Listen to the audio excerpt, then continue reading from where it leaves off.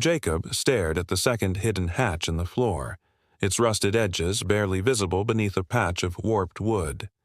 The weak light of morning filtered through the cracked cabin windows, but the storm outside still raged, a white world shrieking against the walls.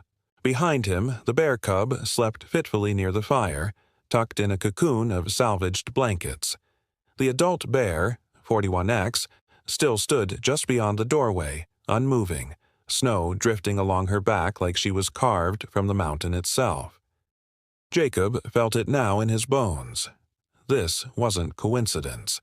This wasn't some random animal encounter, this was intentional. And now, with frost creeping down the walls and time running out, he knew the truth, at least part of it. The cub wasn't just any bear, it was hers, and she had remembered. Somehow, through instinct or memory or something deeper, she'd recalled a time when humans had helped her, and now, against all odds, she'd found another one to save her child. Jacob knelt beside the hidden hatch. His fingers hesitated at the edge. Another sound echoed from beneath, a slow, dragging thud. Not the frantic scratching of the cub from before, but deliberate, heavy. He backed away. Not now. Whatever was down there would have to wait. The fire was fading. Supplies were nearly gone. The canned goods he'd scrounged the night before were dented and nearly expired, the labels flaking off. His hands trembled, not from cold, but from the weight of everything pressing down at once. The cub let out a weak cry, legs twitching in sleep. Jacob rushed to its side. Its breathing was shallow. Too shallow. The blankets weren't enough. The fire wasn't enough. It needed more than heat. It needed medicine. Help. Real help. But the radio was dead. His GPS still frozen. No signal. No backup. And the nearest town was over 50 miles away. Through whiteout conditions and terrain, even a snowcat would struggle to cross. He pressed a hand to the cub's side. It was burning up, its tiny body slick with fever sweat under its fur. A whisper of movement behind him. He turned. The adult bear had stepped inside. Jacob rose slowly, heart hammering, every instinct screaming run, but his legs didn't move. She stood only feet away now, massive and silent, her eyes locked on the cub. No growl, no charge, just pain, and something else, trust. Jacob lifted his hands, palms out, stepping back from the cub. The bear padded forward. Her nose touched the blanket, nudging her baby gently. The cub stirred but didn't wake. Then she looked at Jacob. Not threatening, not confused. Waiting. He couldn't believe it, but he understood. She was letting him help. Jacob dug through the old storage shelves again, desperation rising with each empty box and shattered vial. Then, behind a false panel, he found it. A sealed military-grade container, red cross faded with time. He flipped the latches and opened it. Inside, a full medical field kit.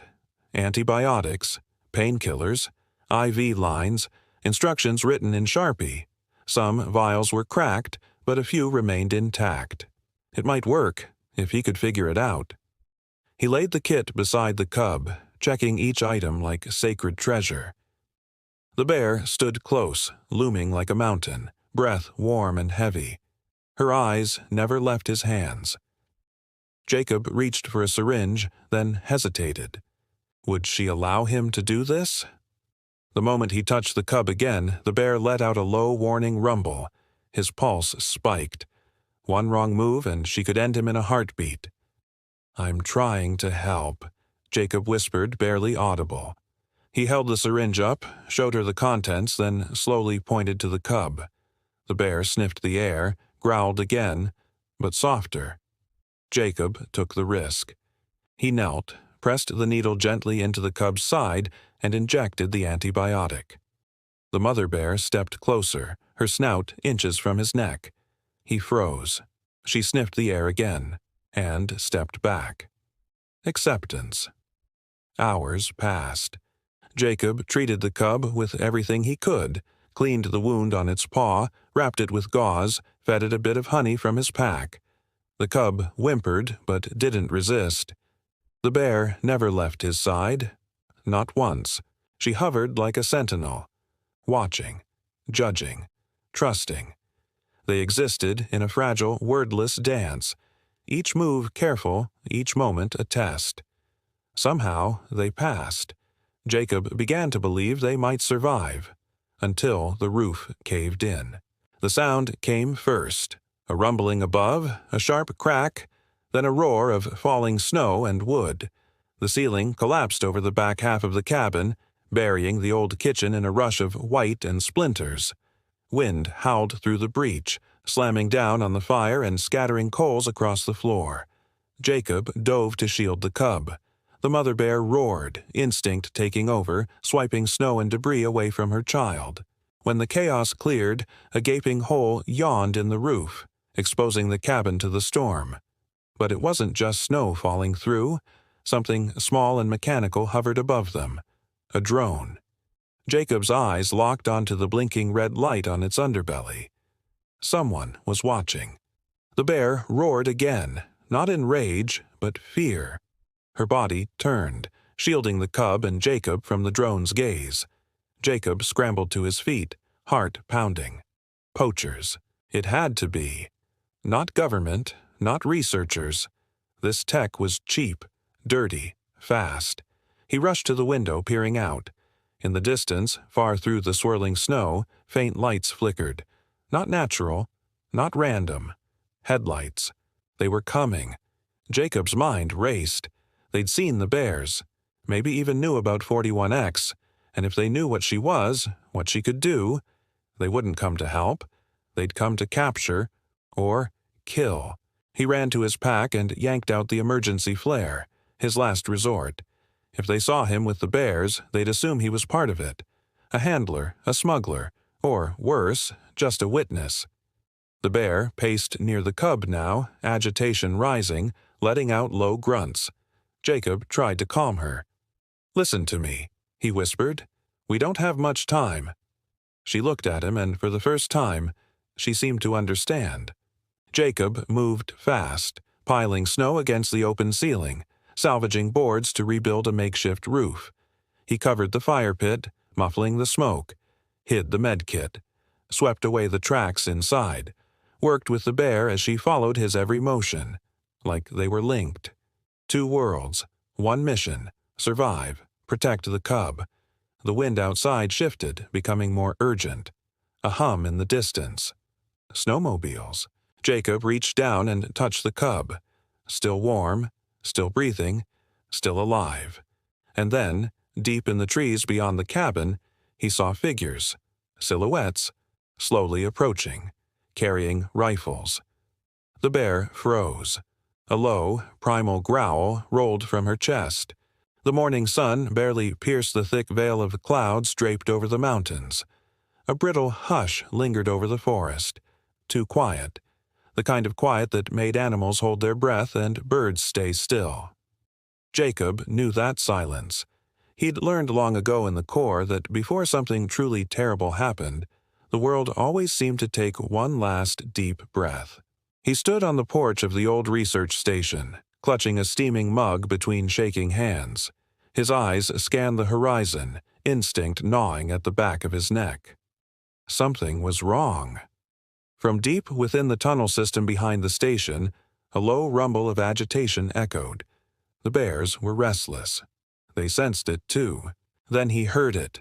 A mechanical hum, distant but growing. Tires grinding over frost-covered gravel. Jacob's stomach dropped. There shouldn't be anyone out here, not in this weather, not this deep into the conservation zone. He stepped off the porch and moved toward the ridge, boots crunching through the snow. Pulling a pair of binoculars from under his coat, he crouched low and peered down toward the only access road. There they were, two matte black SUVs cutting through the snow like sharks in white water. No markings, windows tinted to obsidian, but it was the men that climbed out that chilled him. They moved like soldiers, efficient, silent, coordinated. Not hunters, not lost hikers.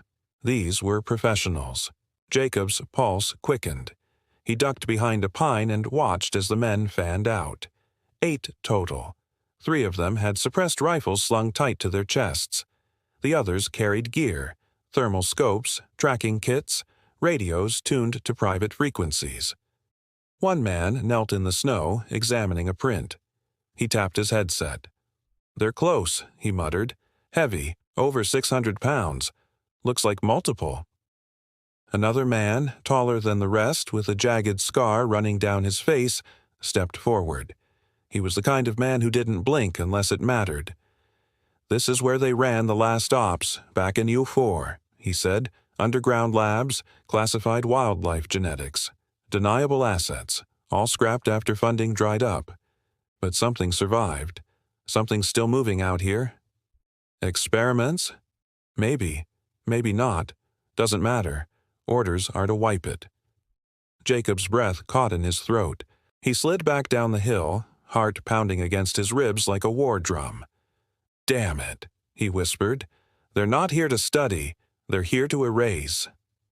He sprinted to the hatch leading to the tunnels and ducked inside. The metal groaned shut behind him. Darkness embraced him, broken only by the emergency lanterns lining the corridor. The bears stirred.